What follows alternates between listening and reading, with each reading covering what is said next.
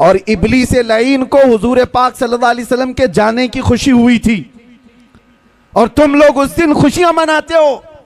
इब्लीस उस दिन खुशियां मना रहा था कि हुजूर इंतकाल कर गए। झूठे हो, झूठ बोलते हो। जिस दिन हुजूर का इंतकाल हुआ उस दिन भी शैतान खुश नहीं था, बल्कि वो ये कह रहा, अल्हम्दुलिल्लाह अल्हम्दुलिल्लाहिल हन्नानिल मन्नान अल्लज़ी खलक़ल इंसान व अल्लमहुल बयान वस्सलातु वस्सलामु अला रसूलिही सय्यिदिल इंसी वल जान व अला आलिही व अस्हाबिही ज़विल खैरि वल इहसान। अम्मा बाद फ़अऊज़ु बिल्लाहि मिनश शैतानिर रजीम बिस्मिल्लाहिर रहमानिर रहीम। अल्लाहु व रसूलुहु अहक्कु अन युरदूह सदक़ल्लाहु मौलानल अज़ीम। बारगाह रिसालत मुआब सल्लल्लाहु अलैहि वसल्लम में दुरूद पाक का हदिया पेश करें। अल्लाहुम्मा सल्लि अला सय्यिदिना व मौलाना मुहम्मदिन मअदनिल जूदि वल करम व आलिहि व अस्हाबिहिल किराम व इब्निहिल करीम व बारिक व सल्लिम सलातन दाइमतन सरमदन अबदा बमुस्तफ़ा बरसां खैश के दी हमावूस्त गर बऊ न रसीदी तमाम बूलह बीस्त फिर के गली गली तबाह ठोकरें सबकी खाई क्यों। दिल को जो अक्ल दे खुदा तेरी गली से जाए क्यों। जान है इश्क़ मुस्तफ़ा रोज़ फजू करे खुदा जिसको हो दर्द का मज़ा नाज़े दवा उठाए क्यों। और इसी पैराए में इकबाल यूं कहता है, दो आलम से करती है बेगाना दिल को, दो आलम से करती है बेगाना दिल को अजब चीज़ है लज्जत आशनाई। जिसको नबी पाक सल्लल्लाहु ताला अलैहि वसल्लम की आशनाई की लज्जत मिल जाती है वो फिर वो दो आलम से लापरवाह होता है। उसे किसी की फ़िक्र और परवाह नहीं होती, कौन क्या कह रहा है, कौन कैसे भौंक रहा है। बस बारगाह मुस्तफ़ा सल्लल्लाहु अलैहि वसल्लम से जिसकी वाबस्तगी हो। आला हज़रत इमाम अहले सुन्नत फरमाते हैं, अपने दिल का है उन्हीं से आराम, सौंपे हैं उन्हीं को सब काम।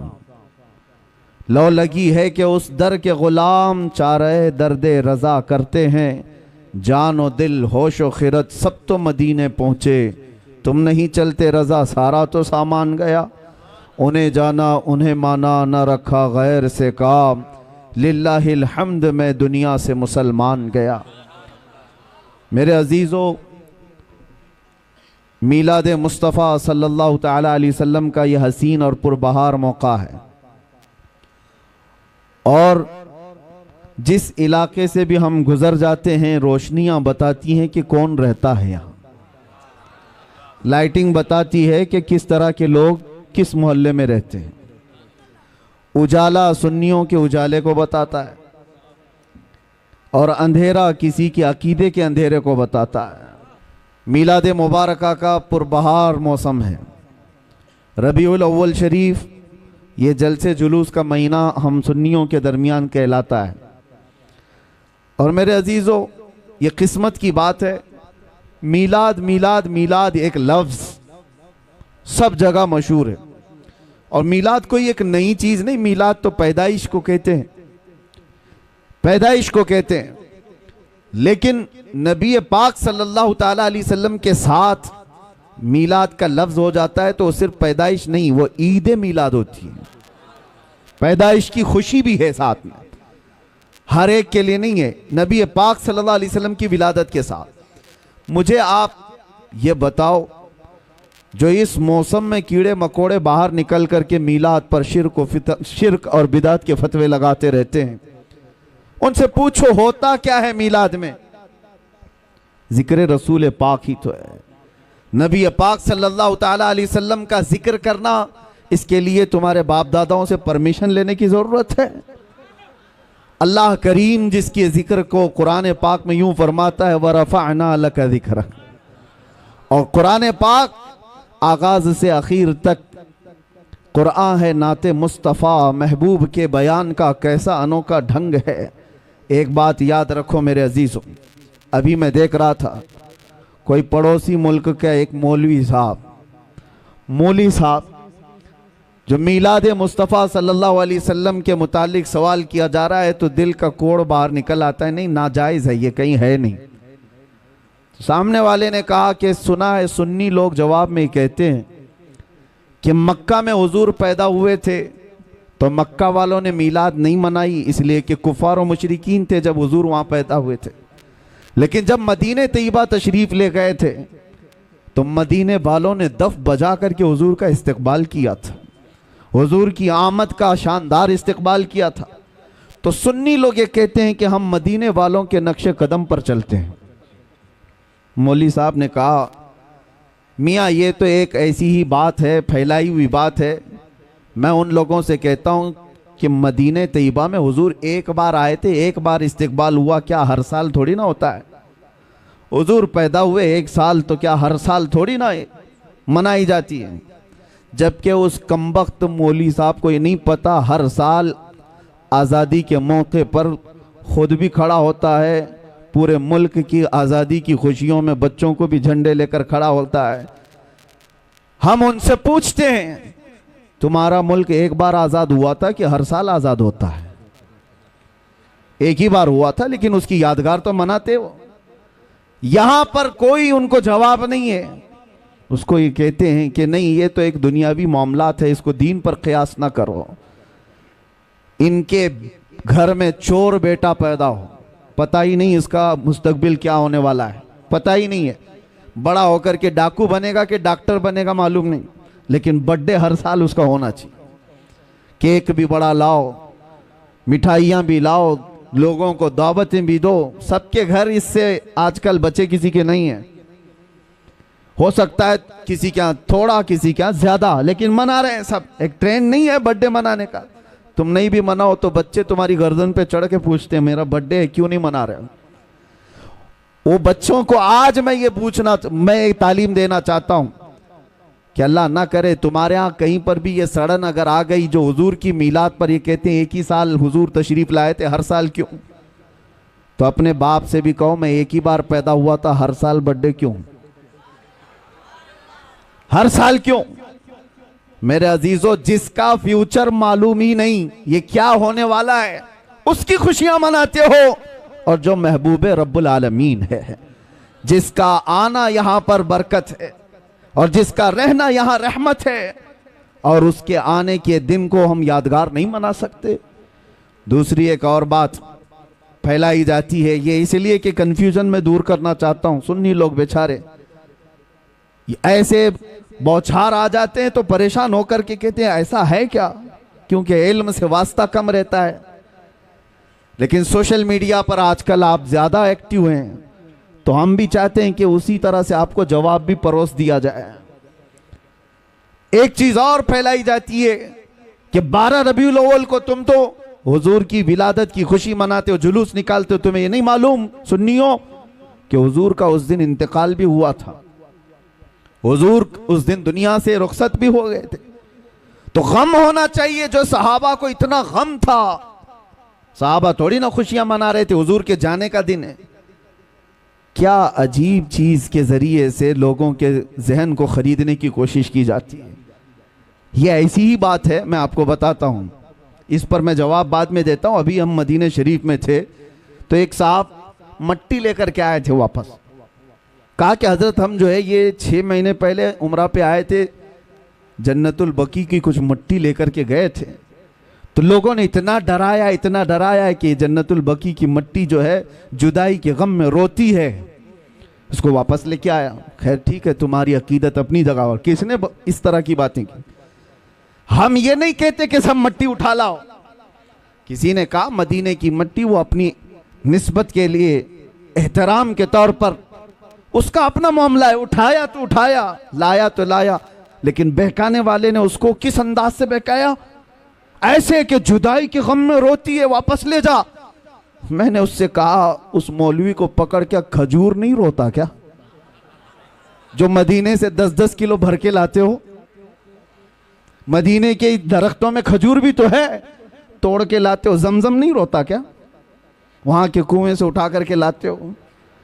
किस तरह की इस तरह मैनिपुलेट करके लोगों के दिमाग को इमाम आमश एक बहुत बड़े बुजुर्ग हैं, उनके पास एक साहब आए थे और उन्होंने कहा था ऐसा ही सवाल इमाम आमश के पास, कहा कि हुजूर मैं मस्जिद में सजदा करके जाता हूँ, कंकरियाँ पेशानी पर लग जाती हैं, मैं घर पर जाता हूँ झाड़ता हूँ तो कुछ लोगों ने कहा मस्जिद की जो कंकरियाँ पेशानी पर लगती हैं वो अगर घर में जाकर झाड़ोगे तो वो चीखती हैं चिल्लाती हैं कि मस्जिद से मुझे उठाकर तुम बाहर ले आए।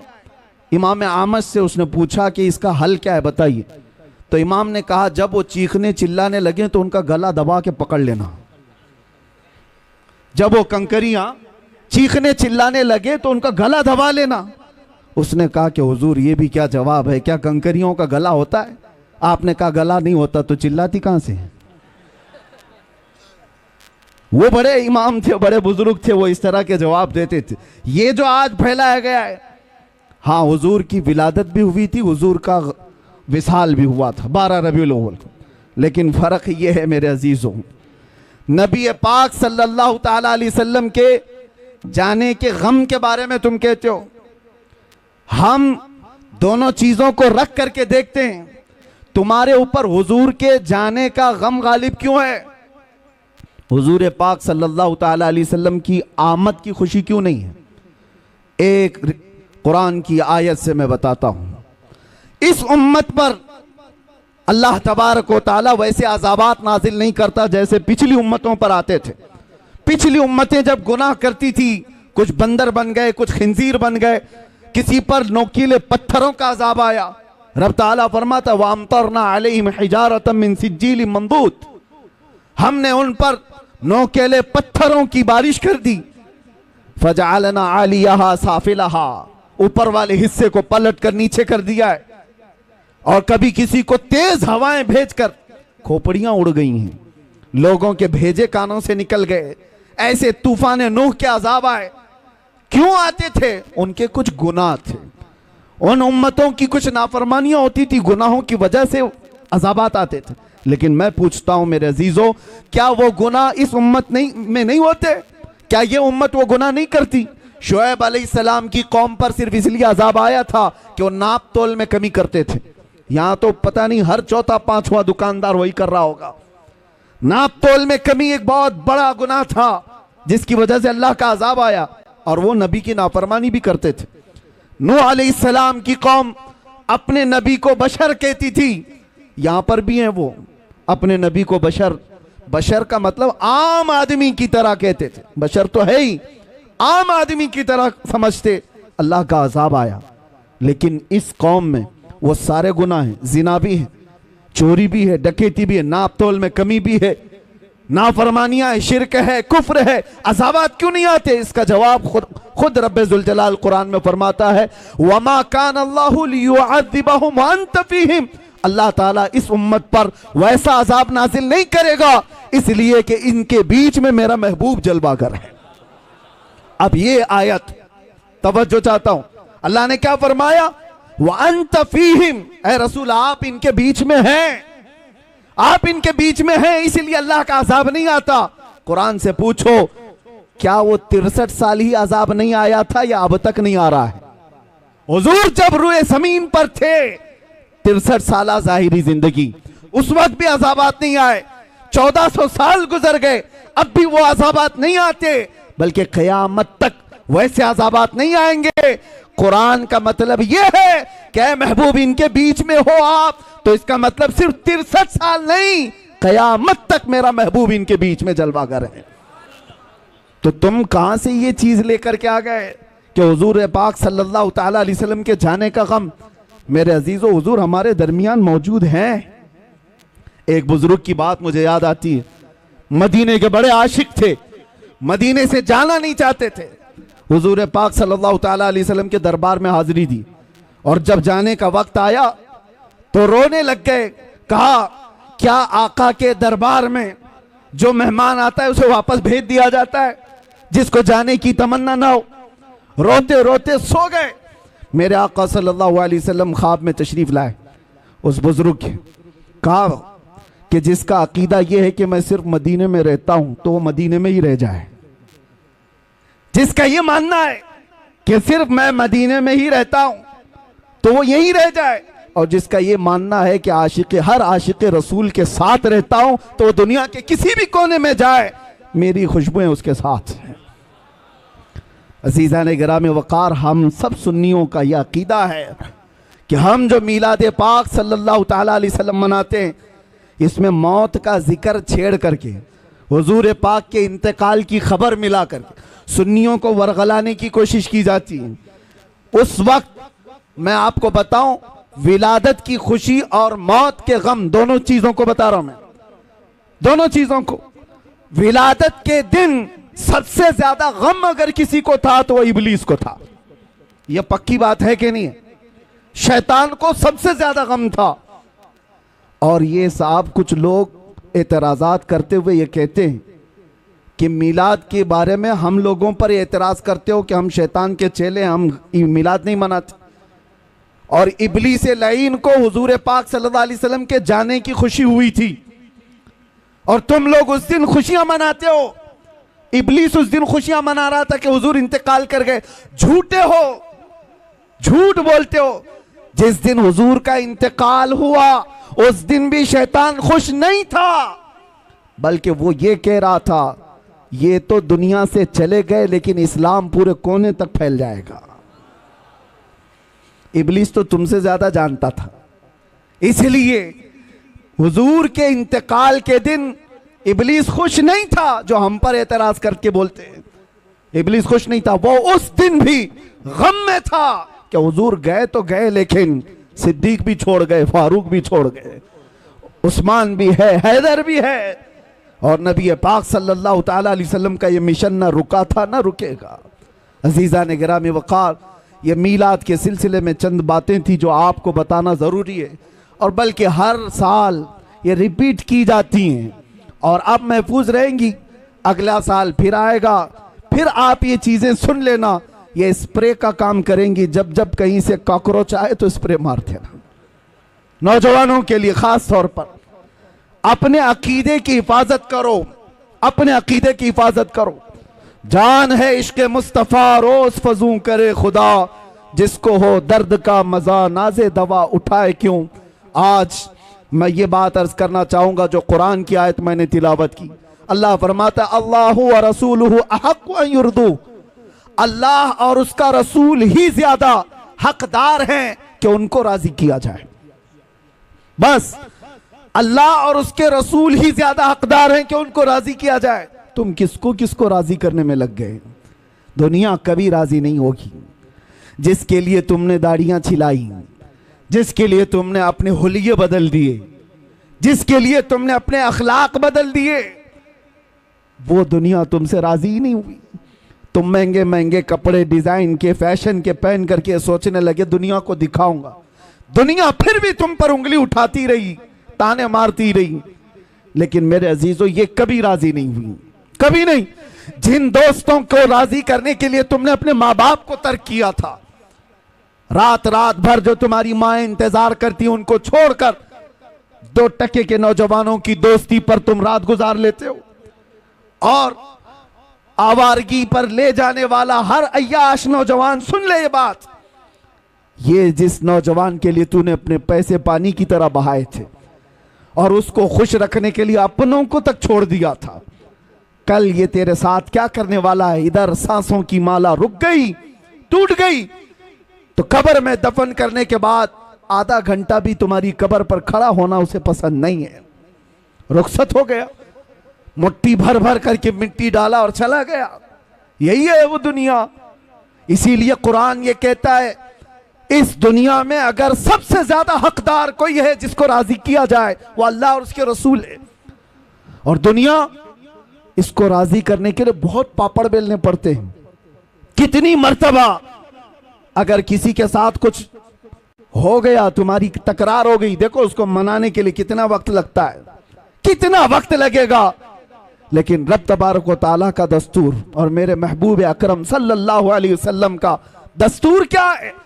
यहां बंदा एक बार आता है, एक सजदा करे, अल्लाह उसे माफ फरमाए, वो एक सजदे में राजी हो जाए।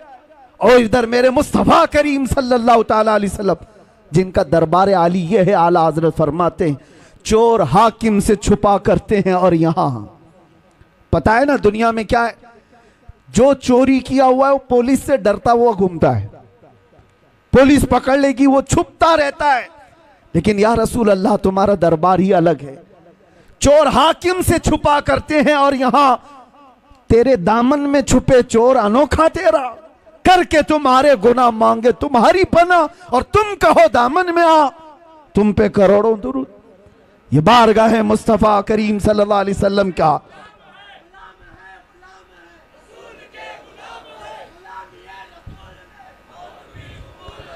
उस रसूल पाक सल्लल्लाहु ताला अलैहि वसल्लम को राजी करने के लिए बरसों नहीं लगते, सदियां नहीं लगती, बल्कि बस मिनटों की बात है। इधर तुम्हारे दिल से आह निकली, उधर वो मेरे मुस्तफा करीम सल्लल्लाहु अलैहि वसल्लम की तरफ से दुहाई आ गई। आपको मैं बताऊं, हजरत अबू हफ्स समरकंदी फरमाते हैं मक्का मुकर्रमा में एक शख्स का इंतकाल हो गया था और मरते ही उसका चेहरा गधे की शक्ल का बन गया, चेहरा बदल गया था। एक ही बेटा था, देखा मैयत को, डर गया कि मैयत को दिखाएं तो कैसे दिखाएं लोगों को, बदनामी कितनी होगी, रुसवाई कितनी होगी। उसने क्या किया, घर के सारे दरवाजे बंद कर दिए और औरतों से, घर वालों से कहा कि घर के अंदर ही गड़ा खोद कर हम इसे दफन कर देंगे, यहीं दफन कर देंगे मेरे बाप को। चेहरा जानवर की तरह दिख रहा है, वो रो रहा था, गम में था। इसी असना में उसके घर का एक दरवाजा खुला, एक बुजुर्ग घर के अंदर आए, चेहरे पर चादर पड़ी हुई थी। वो सीधे गए और उस मैयत के पास खड़े होकर उसकी चादर हटाई और अपना चेहरा, अपना हाथ उसके चेहरे पर रखा। थोड़ी देर के बाद चादर ढाक दी, वापस पलट आए। इस नौजवान के पास आए वो बुजुर्ग, पूछने लगे क्या बात है, गम क्यों कर रहा है, रोता क्यों है। उस नौजवान ने कहा मैं तो जानता नहीं आप कहां से आ गए, लेकिन देखो आप मेरे बाप की हालत क्या हो गई, मरने के बाद उसका चेहरा बदल गया, किस तरह से मैं लोगों को अपने बाप का चेहरा दिखाऊंगा, मैं कैसे इसका गुस्ल कफन दफन करूंगा, मैं इसी गम में रो रहा हूं। आने वाले बुजुर्ग ने कहा जा देख तो सही, तेरे बाप का चेहरा सलामत तो है, कुछ नहीं हुआ है। वो नौजवान खड़ा हुआ, जाकर के देखता है चेहरा, अल्लाहू अकबर। अब वो कहता है मेरे बाप का चेहरा 14वीं के चांद की तरह चमक रहा था, हसीनो जमील चेहरा था। वो खुशी के आंसू रोने लग गया और ये बुजुर्ग जा रहे थे, इनको पकड़ लिया और पूछा आप कौन है, फरिश्ते हैं अल्लाह के, आप तो मेरे घर पर रहमत बन करके आए, कौन है आप जो मेरी मदद के लिए आए। चेहरे से चादर हटी, आने वाले बुजुर्ग ने कहा अना मुहम्मदुन रसूलुल्लाह, मैं मोहम्मद अल्लाह का रसूल हूं। और फिर फरमाया तेरे बाप का एक गुनाह ऐसा था जिससे मौला गजबनाक था, रब तबारक व तआला का गजब था और इसका चेहरा बदल दिया गया था। लेकिन सुनो मेरे अजीजों, इस वाक़े को बयान करने का मकसद क्या है, मैं अर्ज करता हूं, उस लड़के ने पूछा मेरे बाप ने ऐसा क्या किया था, ऐसा क्या किया था जिसकी वजह से चेहरा बदल गया। सुनो ताजदार कायनात के उस गैरतमंद रसूल की बात को सुनो।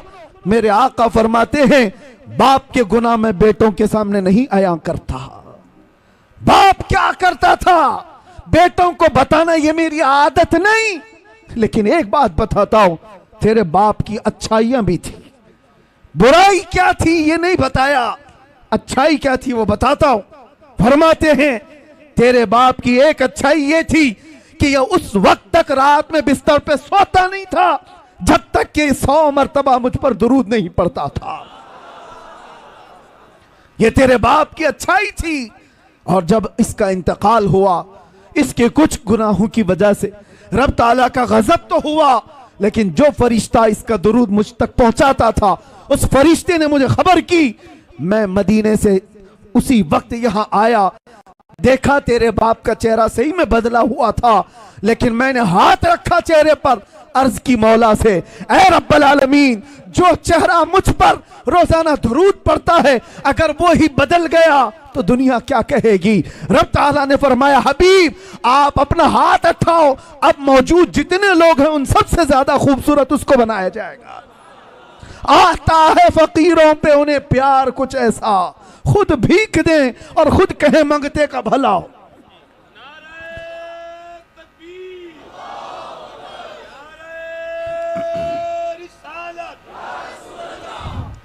ये बात किस लिए मैंने अर्ज की?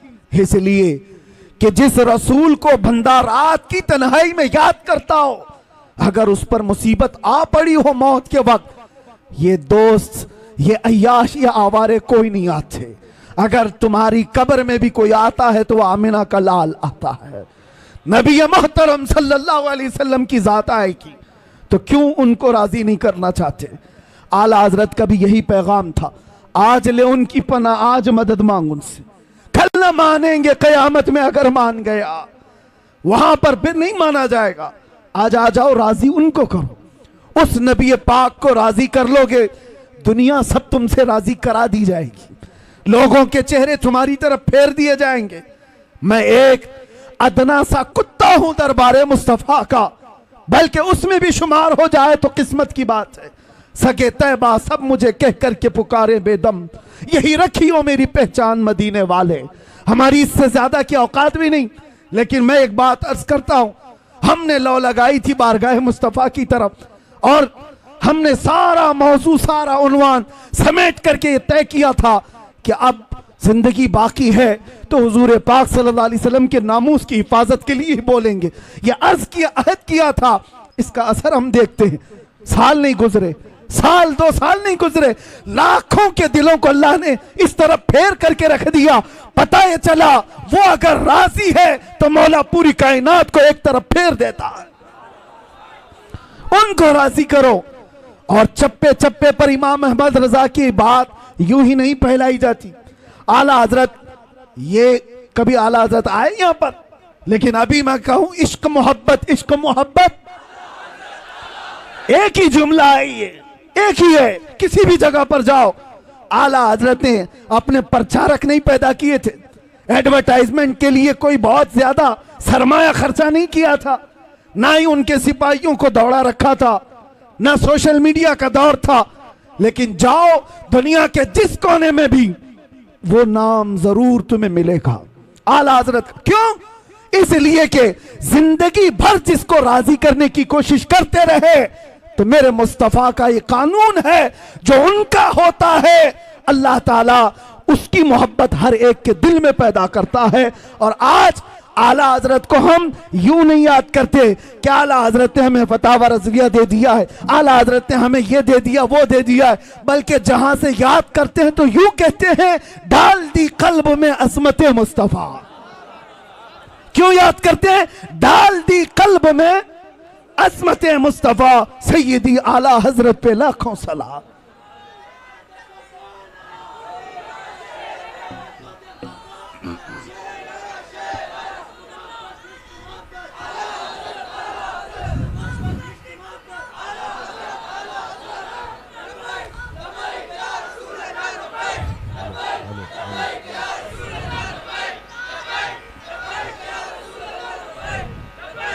आपको मैं ये बात बता दूं, नबी पाक सल्लल्लाहु ताला अलैहि वसल्लम को राजी करने वाला, फिर वो दुनिया की परवाह नहीं करता, दुनिया उसे क्या कह रही है क्या नहीं कह रही है। यही तो इकबाल ने कहा, दो आलम से करती है बेगाना दिल को।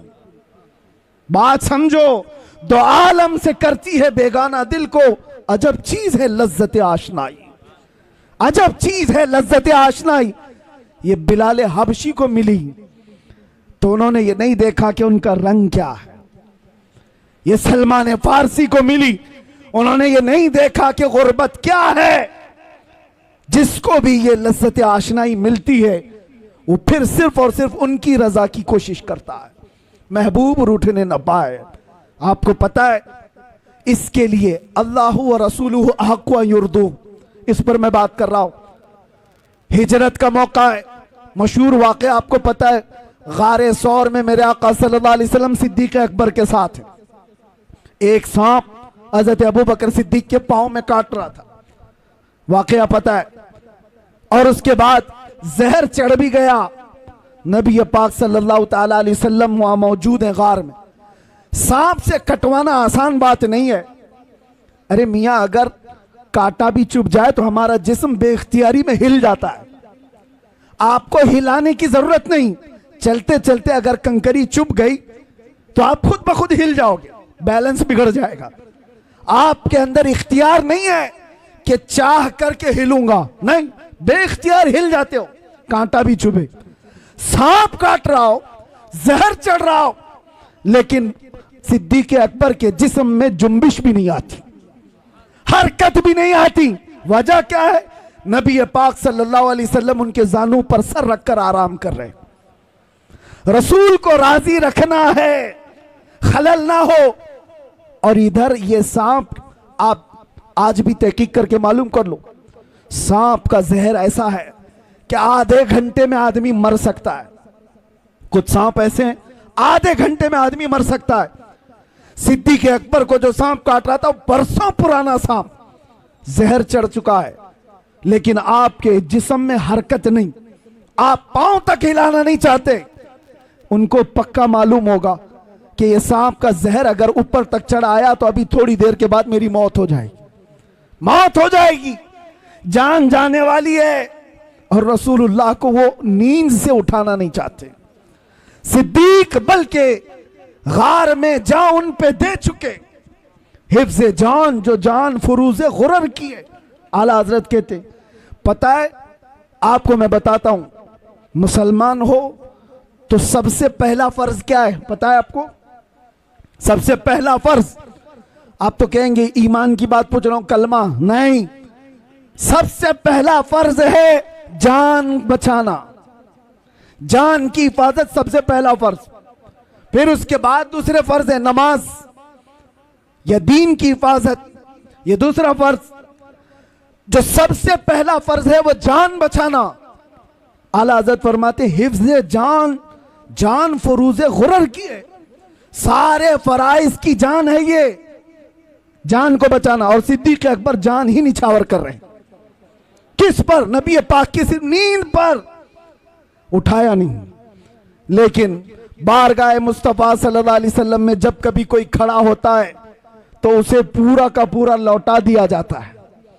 ये नहीं है कोई कुछ बाकी रखा जाता। हुजूर बेदार हुए, देखा सिद्दीक अकबर के चेहरे को बदला हुआ, जिस्म के अंदर अजीब सी कैफियत है।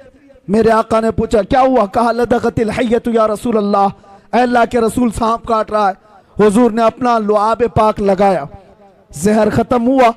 वाकया पता है, हजरत अबू बकर कहते हैं जिंदगी भर मुझे फिर ये पता ही नहीं चलता था इस पांव में सांप काटा था कि उस पांव में काटा था। एक बात ही।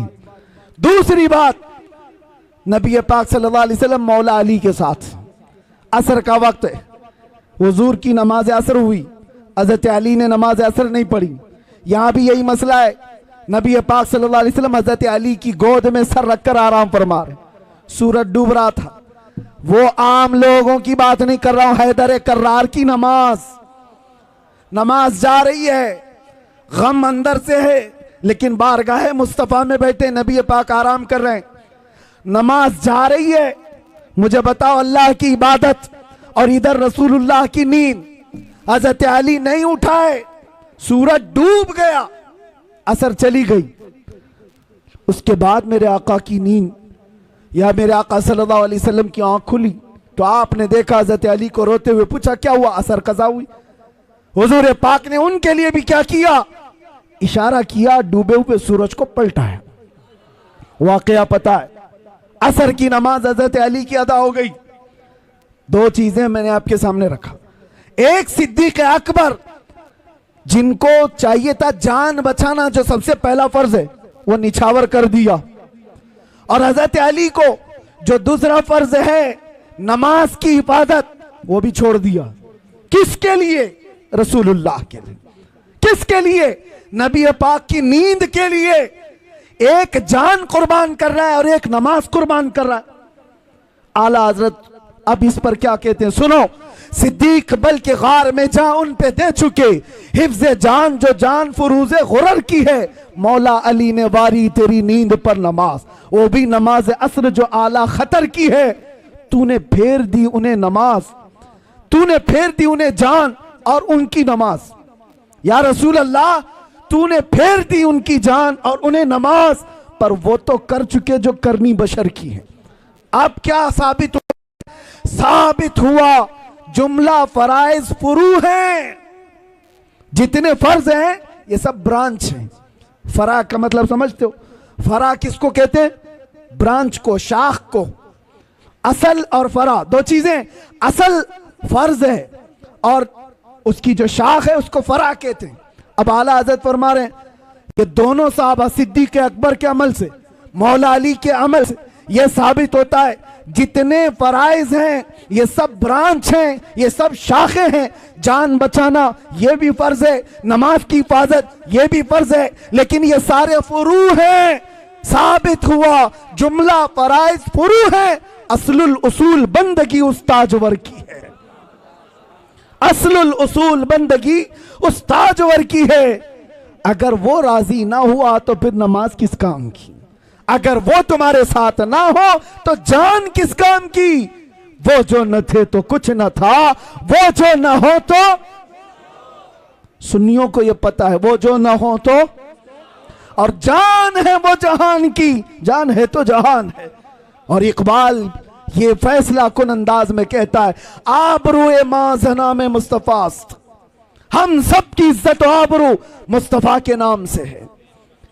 हर चेदरी दुनिया बादे मुस्तफास, जो कुछ भी दुनिया में है वो मुस्तफा के बाद है। इस नुक्ते पर आ जाओ ऐ सुन्नी मुसलमानों, हमें राजी करना है, हमें करनी है शहंशाह बतहा की रजा जोई। वो अपने हो गए तो रहमत परवरदिगार अपनी। बस राजी करने पर लगे रहो मेरे मुस्तफ़ा करीम सल्लल्लाहु अलैहि वसल्लम को। अगर वो राजी हो गए तो रहमत परवरदिगार हमारी। ये एक बात और बताता हूं, किस चीज के लिए दौड़ भाग कर रहे हो? सियासत के लिए, हुकूमत के लिए, चलो दौड़ भाग कर रहे हो, एजुकेशन के लिए, सक्सेस के लिए, दुनिया में क्या क्या चीजें सब गिनाओ, मैं बोलता हूं। सियासत चाहिए तुम्हें, क़ियादत चाहिए तुम्हें, एजुकेशन चाहिए, मुकाम बुलंद मर्तबा चाहिए, सब चाहिए। सारी चीजें कहां से मिलेंगी? बताता हूं तुम्हें। हुकूमत, सियासत, ये दुनिया, ये सारी चीजें। इकबाल की बात तो सुनो, कहता है कि मोहम्मद से वफा तूने तो हम तेरे हैं। अरे ये जहां चीज है क्या? अरे ये जहां चीज है क्या? लाहो कलम तेरे।